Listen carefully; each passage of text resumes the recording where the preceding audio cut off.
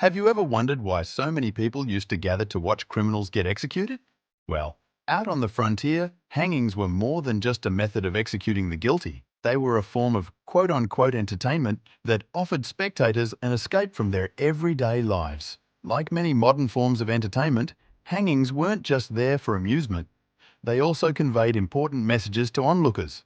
Hangings were a stark reminder that while the West may have been wild, law and order still existed there. These public punishments were often held on weekends and attended by entire families. The potential for large crowds and the expenses involved in organizing hangings meant they were significant events. Failure to carry out a clean hanging could result in disturbing scenes and public outrage, as seen in the largest mass execution in American history during the Dakota War. Making sure everything went right was very important, but it wasn't as simple as it might seem. Hangings required careful planning and implementation.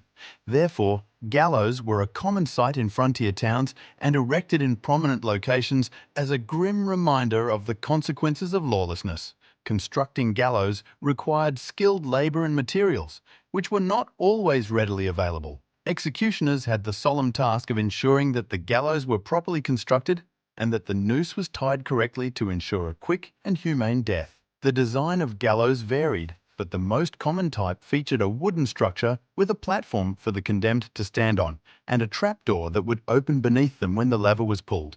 This method, known as the long drop, was intended to break the prisoner's neck and ensure a quick death. Once the preparations were complete, lawmen and local authorities had to coordinate the transportation of prisoners to the execution site.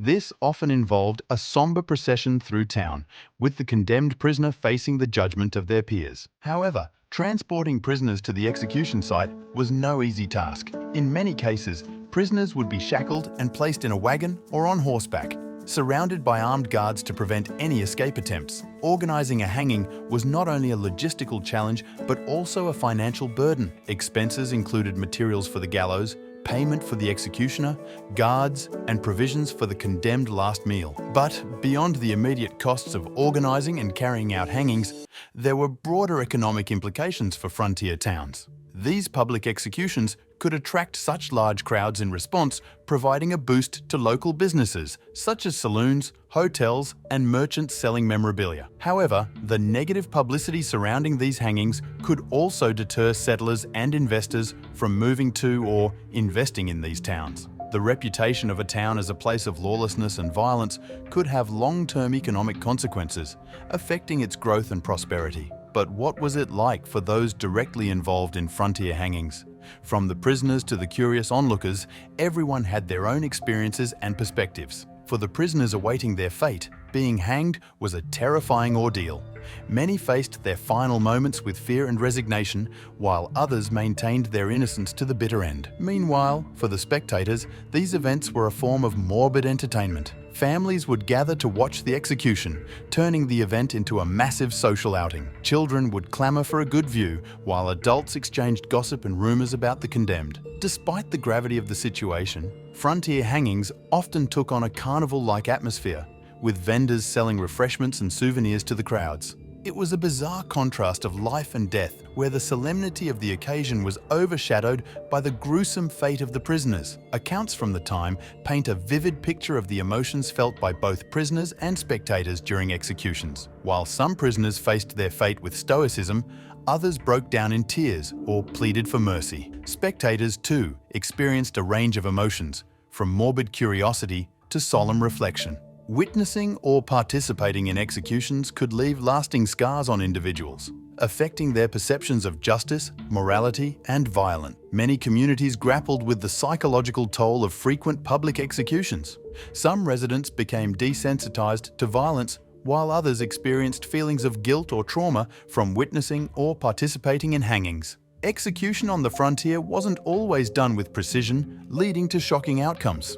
One notorious example is Thomas Edward "Blackjack" Ketchum, sentenced in Clayton, New Mexico in 1900. As the leader of a group of train robbers active across the southwestern frontier during the 1890s, Ketchum faced conviction for felonious assault upon a railway train. During his time awaiting appeal in prison, Ketchum reportedly gained significant weight. Whether authorities overlooked this fact or failed to properly test the equipment, the consequences were extreme. When the platform dropped, Ketchum's weight caused his decapitation. Sheriff Salome Garcia vividly recounted the horrific scene, describing how Ketchum's body was severed from his head upon the fall. Ketchum's fate wasn't unique. Another victim of flawed execution was Tom Horn, sentenced in Wyoming in 1903. Due to a miscalculation, Horn didn't drop a sufficient length and endured 17 minutes of agony before succumbing. These instances serve as stark reminders of the grisly realities and potential errors that accompanied frontier justice. Another aspect of frontier hangings was the role of vigilantism. In the absence of a formal legal system, frontier communities often took justice into their own hands. Vigilante groups, comprised of concerned citizens and local lawmen, would track down suspected criminals and administer swift justice. Frontier hangings were sometimes carried out by these vigilante groups, further blurring the lines between law enforcement and mob rule. Vigilante justice was born out of a perceived need for quick and decisive action in the face of rising crime rates and perceived threats to community safety. In many cases, vigilante groups operated outside the bounds of the law, taking matters into their own hands without regard for due process or legal safeguards. Descendants of vigilantes often speak with pride about their ancestors' role in maintaining law and order on the frontier. They view vigilante justice as a necessary response to the lawlessness and chaos that characterized life in the Old West. The emergence of newspaper media and the advent of photography intensified public fascination with public executions. Photographers, eager to capture the scene, would rush to document the hanging immediately after its occurrence. Art professor and photographer Ken Gonzalez Day recounts how photographers would seize the opportunity, sometimes producing postcards on the spot due to the sheer size of the crowds,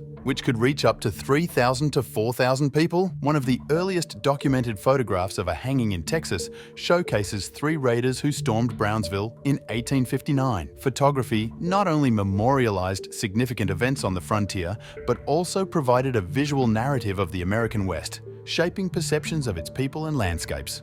In the aftermath of significant hangings, newspapers played a crucial role in disseminating information and shaping public perception. Headlines such as "Execution Day" in the Fort Smith Independent after the hanging of 6 felons in Fort Smith, AR, in 1875, underscored the sensationalist approach adopted by print media on the frontier. Newspapers also provided detailed coverage of high-profile legal proceedings, often sensationalizing the events for dramatic effect. For instance, in 1887, William Jackson Marion, accused of slaying his friend John Cameron, became a focal point of media attention in Nebraska. Despite Marion's claims of innocence, the Gage County Democrat depicted him as a notorious figure, contributing to the large audience that gathered to witness his execution at the Gage County Opera House on March 25, 1887. Other forms of media, such as posters and advertisements, were also utilized to inform the public about upcoming executions. The anticipation surrounding events like Blackjack Ketchum's sentence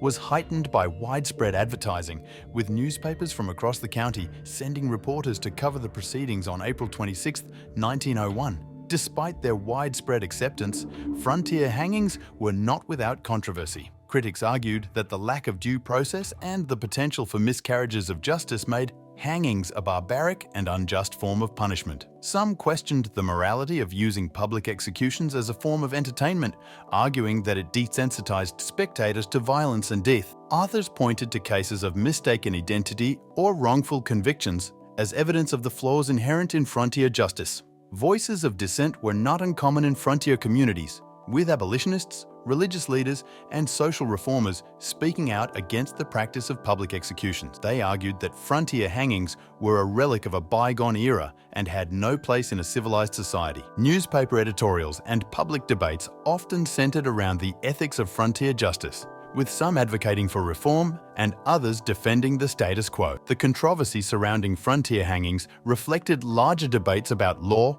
morality, and the nature of justice in the Old West. Frontier hangings also had significant legal ramifications that extended beyond the immediate act of punishment. The lack of formal, legal procedures and oversight in frontier justice raised questions about the legitimacy and fairness of executions. Legal scholars examine how frontier hangings contributed to the development of American jurisprudence, shaping attitudes towards due process, constitutional rights, and the role of the state in administering justice. The controversies surrounding frontier hangings spurred calls for reforms and paved the way for the establishment of more structured legal systems in the American West. Frontier hangings may have been a grim reality of life in the Old West, but they also served as a potent symbol of justice and order in an otherwise lawless land. What do you think about this gruesome way of publicly punishing criminals? Share your thoughts in the comments below and be sure to subscribe to our channel for more in-depth looks at the history of the American frontier. Thanks for watching, partner. Until next time.